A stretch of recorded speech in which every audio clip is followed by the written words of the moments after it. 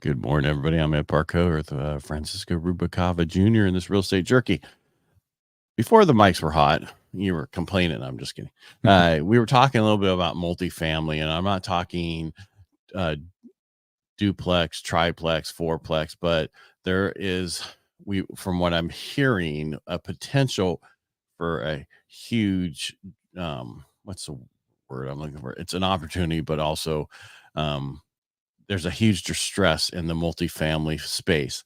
That would be anything over 5 units up to, huge apartment complexes, hotels, other things that have had issues over the past.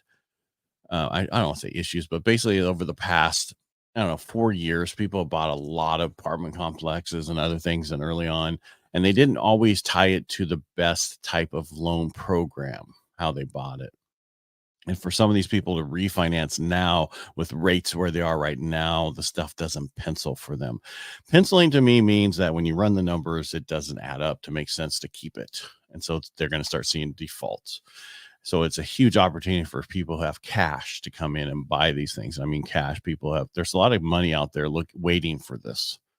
And it's a huge opportunity for people. Yeah. Well, and that's the thing too is Must be no, that would be a siren probably and a dog going woo. Anyway.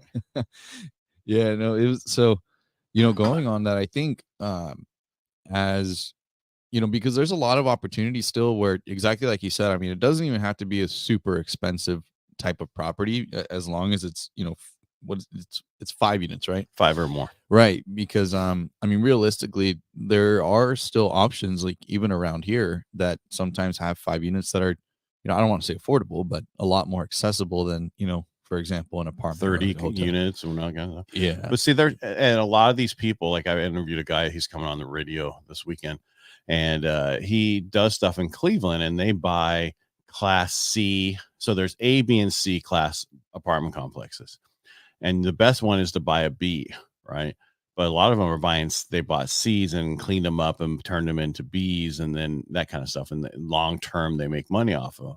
Some people just didn't, I don't want to say they didn't do it right, but a lot of people thought that rates would never go up. And when I interviewed Jake and Gino, and that's a group who does tons of multifamily. And one of the things they're talking about how they did a lot of the Fannie Mae. Fannie Mae does apartment complexing and multifamily money, and they were getting 4.75 back then when people were like, why are you doing that? Get these adjustables over here for this. And they're like, no, we want to keep these for long term. Well, and that's the thing too, is I mean, a lot of the people that locked in to those, variable rates, I mean, they could always get really ugly and people know it. I never understood why people went for it. I think, you had even mentioned a little bit off air where like, some people were opting out for like the different option that was higher, but had more security. I think, right. Well, that's what they're doing. I mean, there's private money. Private money is anywhere from, depending on who, but on average back then would be, 7 to 10%, or could be, if it was owner, 5 to 6%. And I'm not talking on multifamily. I'm just talking in general, but a lot of these people have private money ready to go to purchase things. Right. And I don't think we talked about it this week, but there's a huge thing going on in San Diego for veterans, and they're talking about how they can help them buy property and to get passive income using their VA loan and all that stuff. Well, there's a great way to do it. With the VA loan, you can buy a fourplex as long as you qualify for the whole thing.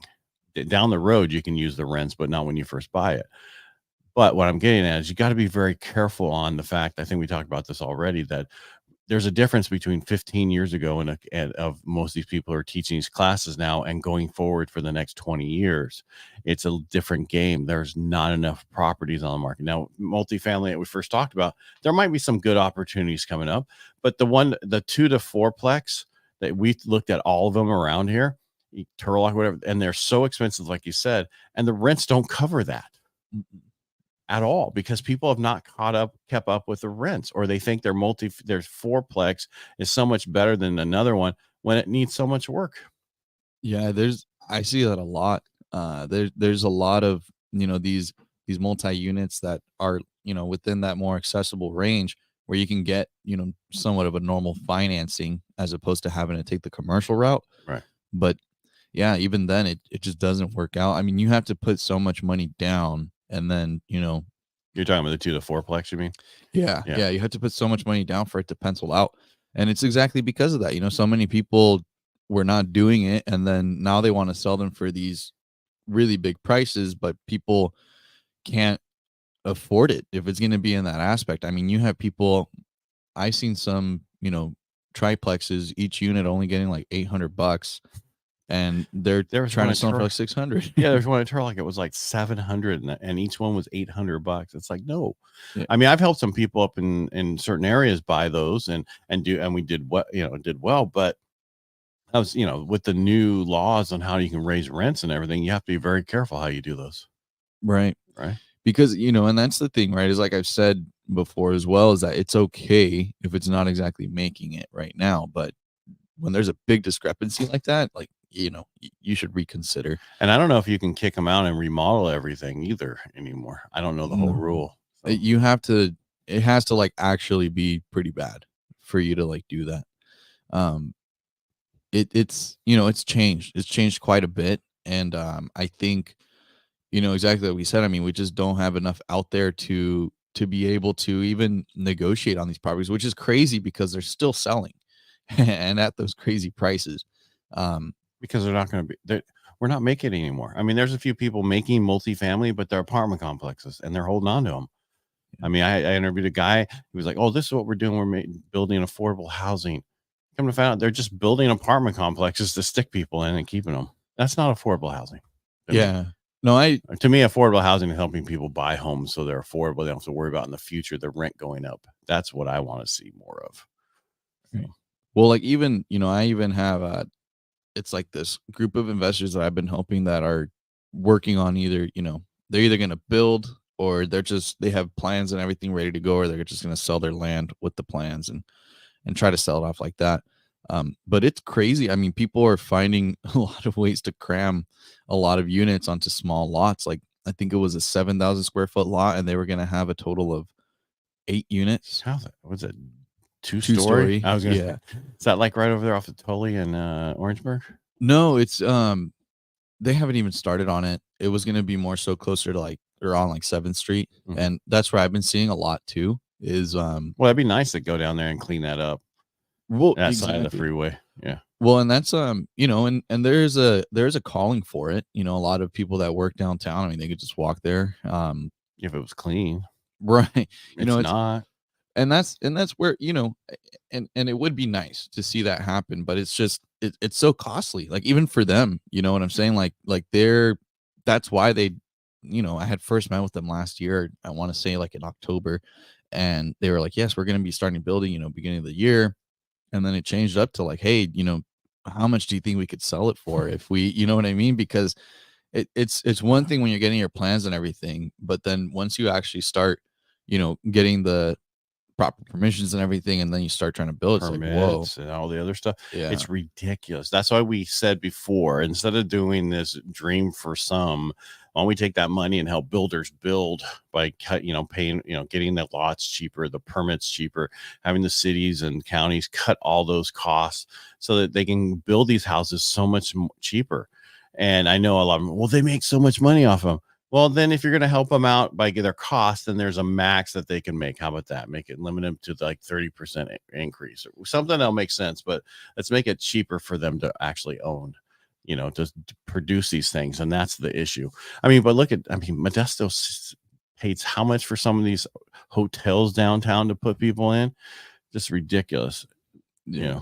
No, because when you're bringing up the whole thing with veterans, I even saw, I believe it was earlier this morning, it was an ad that said that they're trying to allocate like $2 billion of money to go towards helping disabled veterans, because there's a huge statistic of disabled veterans that are like homeless, and it is something that I again, I agree, they should definitely get that help, but again, finding maybe, like we're saying, right, a different way to like allocate, like even if there were specific areas, which I mean, I guess it could be like redlining or something. So it's hard, right? But finding specific areas that you can help fund a bit more, so that they can make it more affordable for these people. Because I mean, even with the VA loan, right? Like you still have to obviously make a certain amount. And Right. It's not free. yeah, Yeah. it's still it's difficult, you know. And I It's think difficult in California. You have to move to a different state if you can't, you know, if you're not going to make enough. And I hate to say that, but if you don't make 120 grand, you're not going to buy anything. right. Not in our area anyway, and definitely not towards the Bay. Or double and triple that thing. So But many you're people are leaving though. leaving what? The Bay. I mean, like San Coming Francisco. this way? Yeah. Well, not even just that, but businesses, like businesses just straight up pulling out. I think that there's a lot of like fast food, like pharmacies that are just like, they're done. Well, that's because they keep getting shit stolen. And then all of a sudden now the Democrats are like, oh, look, I guess we should have not done these laws. The $900 thing. Yeah. Even the governor's like, oh, what are you talking about? Oh, she told me it was my fault that these people are stealing. It is your fault to having your Secretary of State put a thing on the ballot that said it was a Safe Neighborhood Act, which has had to do with I'm sure 90% of the people who read that was like, oh, that's to make our neighborhoods more safe. I don't need it doing. Yes. Yeah, but it's complete opposite. So when you have your Secretary of State do that stuff, you know what they're doing. Yeah. Well, it is a negative, you know, and that's why I think, you know, there really needs to be a change in you know, our administration, everything. Like, how about across this? the board. You get your people to come out and vote, and you can make a major change. Well, and I don't mean that right. Like, what do you mean, my people? No, I mean Hispanic voters, come out. If you came out and your age also, Francisco, your age group came out, you would control the election. That's you know, and it is a big thing. And I feel, you know, again, and even with like my generation, everything, there's people that are like scared, or like think that they'll be seen differently for voting a certain way, right? But I've always said, like, vote your pocketbook. Yeah, that's my phrase from my grandfather: vote your pocketbook. But here's the issue: the only people that know who you vote is yourself. Yeah, your name's not on the damn thing once they put it in the system. It's not tied together when you vote in person. Now, when you mail it in, it's on the envelope, but then they separate the two. Yeah. And for me, I was like, that's fucking, no wonder they can cheat. You separate the two and your name's not on there anymore. Well, we have voter integrity rules where you got to have it's like, okay, there is a problem, you know, but I get it. They don't want to come after people, but you have to vote. Yeah, it doesn't change unless you vote. Right. And that is something that, you know, again, and I myself am a culprit of it, where I, you know, even I had an opportunity the last time and I didn't. And, you know, and that's the thing is. So you voted for Biden. Well, when you don't vote, you fight for the incumbent. Like, I mean, you not the incumbent, but the person that other people are voting for. You got to be there. You have to help. Come on, Francisco for mayor. Well, you know, and again, I mean, I think, and media has a lot to do with it, you know, for a lot of people. Honestly, for me, I told myself I didn't have the time when I was, you know what I mean? But it's like, and that's what's important, is we have to actually make an effort for these things, because if not, you know, we're just going to be getting ran to the ground. And I mean, you think of like all these, you know, all these people that are working in the government and all this stuff, and they're making tons of money because they're hearing all the reads and everything, you know, and while they're expressing that they're trying to help us, I mean, they first help themselves. And that's the harsh reality of it that I think not enough people understand, right? When they're saying like tax the rich and tax that, you know, you're not taxing the rich, you're taxing people like my dad, you know, he works, man, over like 80 hours a week, you know, for his business, doing his stuff. And not to say that he struggles still, but it's like, you work so much and then you're paying so much, and, you know, you have all these fees and all this stuff and all these taxes, and it's like, you know, it's like he could have, like, you know, spent time somewhere else or something like that. You know what I'm saying? And more time with your mom, the family. Right. I mean, and he works so much, and it's like, it's a pretty intensive job. And I mean, he's driving consistently, and it's like, you know, it's crazy to me because those are the people that get hurt.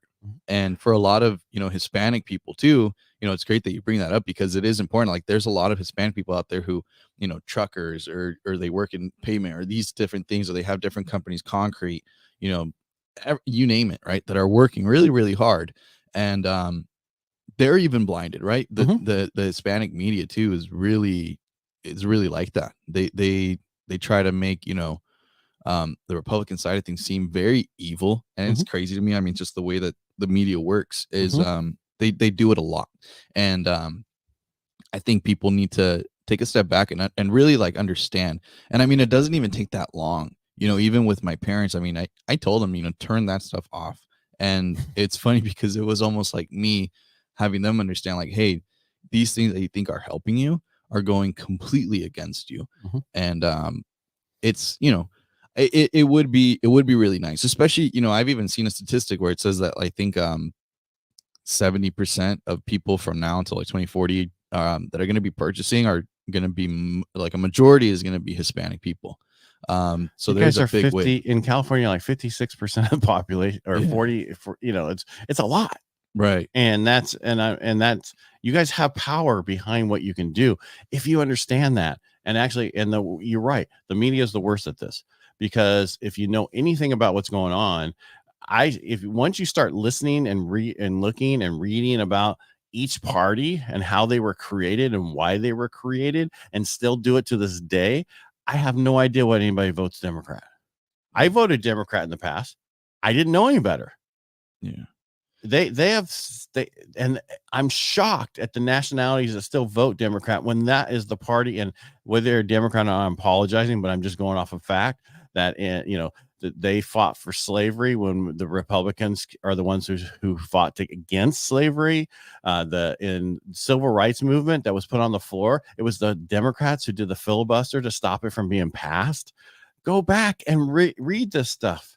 Understand the stuff. All the statues they tore down were Democratic. They were Democrats, slave owners, and other people, and they wanted it gone so that people couldn't say that's who they were. And I know I'm getting way off, and I apologize, but you have to know the history so we don't repeat it. Yeah, I think, well, and that's what's so important about history, right? Is like, that's why we said it, and that's why it's written down, is so that we don't make those mistakes. But again, I think you know it's like, it's a lot of what is said is, what gets to people's emotions, right? Mm-hmm. And I think that people need to like stop that, because again, it's what's leading to our demise. It's what's leading to difficulties in people owning homes. It's what's leading into people not even being able to rent, right? Right. And the way that, people are losing their jobs, all these things. I mean, it's like, it's a snowball effect. And that's the biggest thing, is that, unfortunately, and I'm not even super well versed in all this stuff, but I see enough to where I'm like, all right, that's not right, and it's not leading to our favor. And again, it's finding out a way of like, and once again, those people that claim that they're helping us, and that they're doing that. I mean, look at their bank accounts, right? You could even see some of the way that these people are gaining off of their stock market, Mm-hmm. calls and everything. It's crazy, That's and we're left in the dust. that's why companies have created ways that you can actually follow the politicians' trade, so you can do the same trades and make the same amount of money they are. Yeah. And that's just tells you it shouldn't be that way. If you go to public service, you should not be able to own stock or trade or anything, because they're all making money off of everything they do, and that's just ridiculous. And they're supposed to be there. And public servants there should be term limits, all this other stuff. Not going to happen because they're making way too much money. But until that happens, we're going to have the same problem. And I don't know what else to say, because we've been doing this for 18 minutes. But if we offended you, we apologize. We just want you to look. Don't just read the headlines. Read the damn article. Because most of the time it says that will only happen if this happens on a Tuesday within the month of May. Everybody reads the headlines and runs with it, and they never read the article. And that's the problem these days. Plus, the articles don't have to be correct anymore. That was a lawsuit done back in the 90s. Came out and said, the judge said, no, they don't have to be accurate on their reporting. Yeah. It's been down ever since. Sorry. Anything else before we go? No, just at the end of the day, like we said, I mean, just at least do like a bit of research so that you understand how these things are impacting us, because it makes it harder for common people like us to continue and move along and grow. If not, I mean, we're just, these mega millionaires and stuff are going to keep buying up these houses, and it's getting harder and harder for us. So we just have to really understand. Without understanding, I mean, we won't get anywhere. So anyways, look what Oprah did to Hawaii, Maui. Yeah. With the fire. She went in and bought thousands of more acres. Yeah. Yeah. No, it's, and again, it's, but I'm here to help me.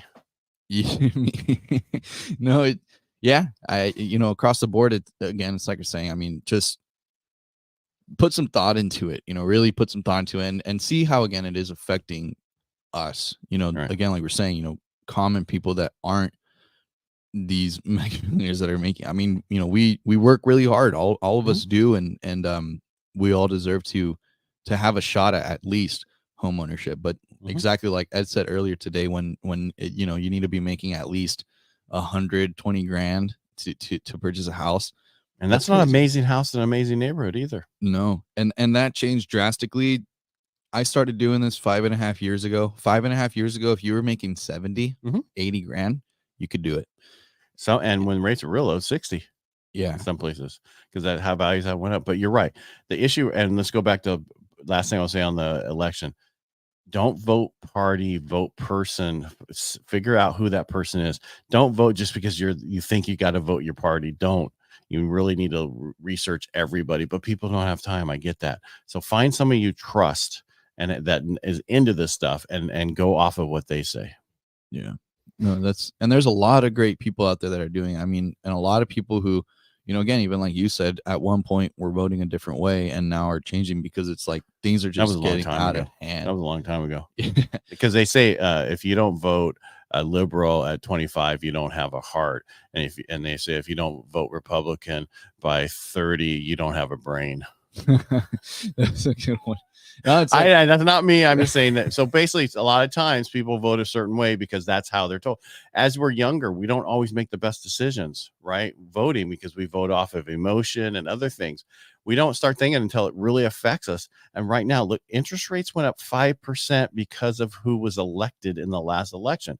Everybody's going, no, it was the inflation that was caused by like the pipeline being shut down, the transportation person not doing their job. All this stuff caused this inflation that, guess what? The prices will never go back down on goods. They just won't. The inflation they talk about right now is only 2% or whatever that number is. That's on top of what already went up. Yeah, I'm done. no. We'll be here another half hour if I keep going. Right. No, it's yeah. Well, either way, again, across the board, we have the power to change how we're gonna move forward. So, that's what we're asking for is just, and again, like Ed said, it's not even about voting a specific party, but looking at the person and really seeing what their goal is and what their agenda is and what they're pushing out. That's what's important. And we owe it to ourselves to properly educate ourselves on it and see how it's gonna affect us exactly like Ed said earlier too, not now, but 15 years from now, what's going to be happening. We have to future proof our lives. Mhm. And the only way to do it is, by being more involved in these things. But And anyway, educating children too.